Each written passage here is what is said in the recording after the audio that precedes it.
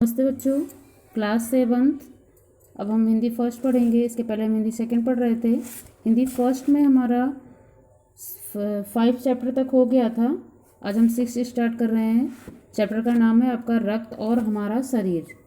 ठीक है, तो यहाँ पे इस चैप्टर के बारे में जब हम पढ़ेंगे तो इसमें हमें हमारी बॉडी में रक्त का क्या काम है। रक्त मतलब ब्लड, उसका हमारे शरीर में कितनी इम्पोर्टेंस है, या फिर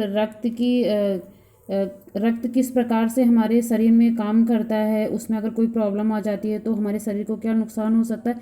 ये सारी चीज़ें इसमें बताई गई हैं जो चैप्टर के बारे में हम समझेंगे।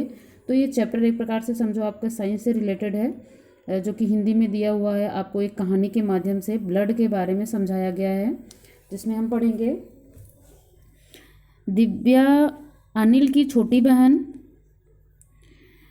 है।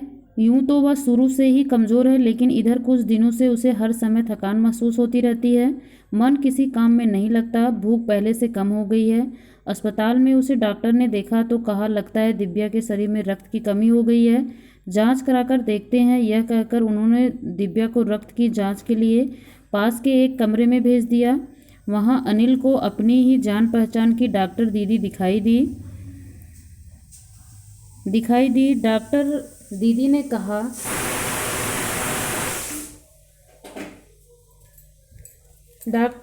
ने कहा, चलो अनिल, कैसे आना हुआ। अनिल ने बताया कि डॉक्टर ने दिव्या को खून की जांच के लिए आपके पास भेजा है।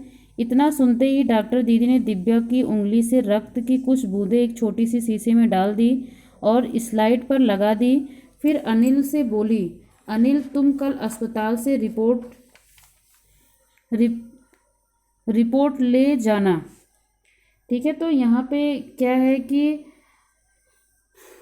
एक बच्चा है जिसकी बहन है, उसकी छोटी बहन को क्या हो गया कि उसके शरीर में ब्लड की कमी हो गई है। तो वो हॉस्पिटल लेके जाता है, जहाँ पे उसकी जान पहचान की मतलब उसकी दीदी लगती हैं, जो कि वहाँ की नर्स या फिर डॉक्टर हैं।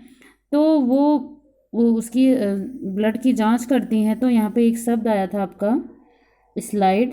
ठीक है, स्लाइड का मीनिंग होता है कि कांच की एक पट्टी होती है, मतलब कि वो कांच की ऐसी लंबी सी पट्टी की तरह ही होती है, जिसमें मतलब ब्लड को रखा जाता है जांच के लिए, उसे बोलते हैं स्लाइड। और अगले दिन अस्पताल पहुंचकर अनिल ने डॉक्टर दीदी के कमरे के दरवाजे पर दस्तक दी मतलब उसको लॉक किया, खटखटाया। इसके बाद फिर भीतर से आवाज़ आई, आ जाओ। अनिल ने कमरे में प्रवेश किया तो पाया डॉक्टर दीदी सूक्ष्मदर्शी द्वारा एक स्लाइड की जांच कर रही थी। दीदी के इशारे से वह पास रखी एक कुर्सी पर बैठ गया। स्लाइड की जांच पूरी होने पर डॉक्टर दीदी ने साबुन से हाथ धोए और तौलिए से पोंछती हुई बोली, अनिल, दिव्या को एनीमिया है। चिंता की बात नहीं, कुछ दिन दवा लेगी तो ठीक हो जाएगी। अनिल के मन में जिज्ञासा हुई। वह बोला, दीदी, एक सवाल पूछूं? हाँ हाँ, क्यों नहीं, डॉक्टर दीदी ने कहा। एनीमिया से आपका क्या मतलब है दीदी? उसने पूछा। यह जानने के लिए कि तुम्हें रक्त के बारे में जानना होगा, डॉक्टर दीदी ने कहा। फिर बोली, अनिल, देखने में रक्त लाल द्रव के समान दिखता है, किंतु उसे सूक्ष्मदर्शी द्वारा देखे तो यह भानुमति के पिटारे से कम नहीं। मोटे तौर पर इसके 2 भाग होते हैं। एक भाग वह जो तरल है, जिसे हम, अर्थात यहाँ पे सूक्ष्मदर्शी एक शब्द आया है, सूक्ष्मदर्शी से देखने पर। ठीक है, सूक्ष्मदर्शी का मतलब यहाँ पे है कि कोई भी, सूक्ष्म का मतलब क्या होता है कि बहुत छोटी चीज़, जिसको हम माइक्रोस्कोप इंग्लिश में बोलते हैं। तो वो छोटी चीज़ों को देखने का यंत्र होता है। बहुत छोटी सी चीज़ होती है जिसको हम इस मशीन के द्वारा अच्छे से देख पाते हैं। तो वो उसी मशीन से ही चेक करके उनको बताई थी कि इनमें क्या प्रॉब्लम है, या फिर हम ब्लड को अच्छे तरीके से उसमें कैसे जांच होती है, वो सारी चीज़ें हम इसी मशीन के द्वारा कर पाते हैं। तो आगे उन्होंने बताया कि ब्लड जो होता है वो इसके 2 पार्ट होते हैं। एक भाग वह होता है जो तरल होता है,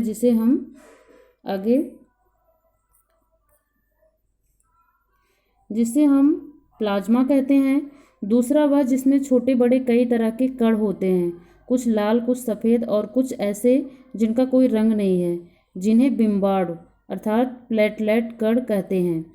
ये कण प्लाज्मा में तैरते रहते हैं। इतना कहकर डॉक्टर दीदी ने सूक्ष्मदर्शी के नीचे एक स्लाइड लगाई, उसे फोकस किया और बोली, देखो अनिल, सूक्ष्मदर्शी द्वारा जो कण तुम्हें दिखाई दे रहे हैं, ये हैं लाल रक्त कण। स्लाइड देख मानो आश्चर्य से उछल पड़ा था अनिल। रक्त की एक बूंद में इतने सारे कण, इसकी तो वह कल्पना भी नहीं कर सकता था। वह बोला, इन्हें देखकर तो ऐसा लग रहा है मानो बहुत सी छोटी छोटी बालूशाही रख दी गई हों।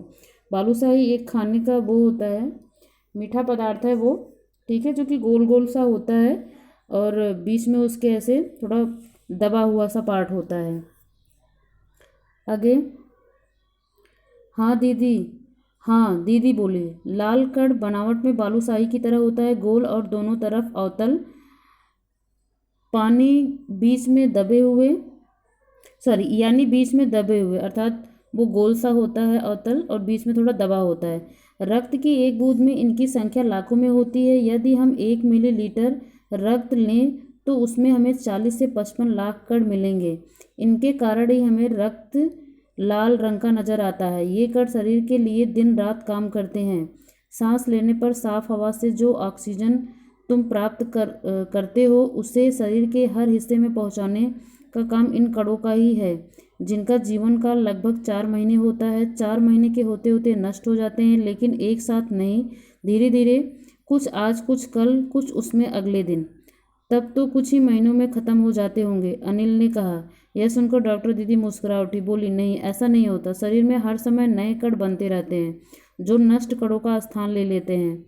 हड्डियों के बीच के भाग, मज्जा में ऐसे बहुत से कारखाने होते हैं जो रक्त कणों के निर्माण कार्य में लगे रहते हैं। इनके लिए इन कारखानों को प्रोटीन, लौह तत्व और विटामिन रूपी कच्चे माल की ज़रूरत होती है। हम पौष्टिक आहार लेते हैं, हरी सब्जी, फल, दूध, अंडा और गोश्त। ये तत्व उपयुक्त मात्रा में होते हैं। यदि कोई व्यक्ति उचित आहार ग्रहण नहीं करता तो इन कारखानों को आवश्यकता अनुसार कच्चा माल नहीं मिल पाता। नतीजा यह होता है कि रक्त कण नहीं बन पाते, रक्त में इनकी कमी हो जाती है। लाल कणों की इसी कमी को एनीमिया कहते हैं।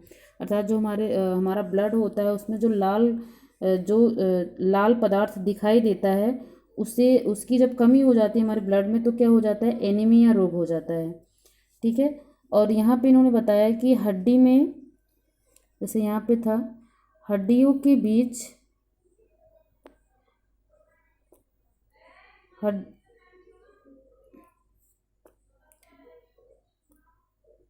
इन्होंने बताया कि हड्डियों के बीच एक मज्जा में ऐसे बहुत से कारखाने होते हैं जो स्लाइड के निर्माण कार्य में लगे रहते हैं। अर्थात यहाँ पे इनके कहने का मतलब था कि हमारे जो हड्डियाँ होती हैं उसमें ऐसे ऐसे कण होते हैं जो कि इन ब्लड के जो कण होते हैं उनको बनाने का वो काम करते हैं। और उनको बनाने के लिए किसकी ज़रूरत होती है, प्रोटीन की, लौह तत्व की और विटामिन्स की। तो जैसे कि हम प्रोटीन चीज़ों को लेते हैं और लौह अर्थात जिसमें लोग कहते हैं कि इसको खाने से ब्लड बढ़ता है, ऐसे तत्वों को लेते हैं और फिर विटामिन्स लेते हैं। तो इन सारी चीज़ों को जब हम लेते हैं अच्छे मात्रा में, तब क्या होता है कि ये सारी चीज़ें प्रॉपर बन पाती हैं। और जब हम इसको नहीं लेते हैं तो फिर क्या होगा, वो ब्लड में इन सारी चीज़ों को वो बन ही नहीं पाएगा, क्योंकि प्रोटीन, विटामिन इसी चीज़ से बनता है। और जब इन चीज़ों को हम लेंगे नहीं तो फिर वो बनाएगा कैसे।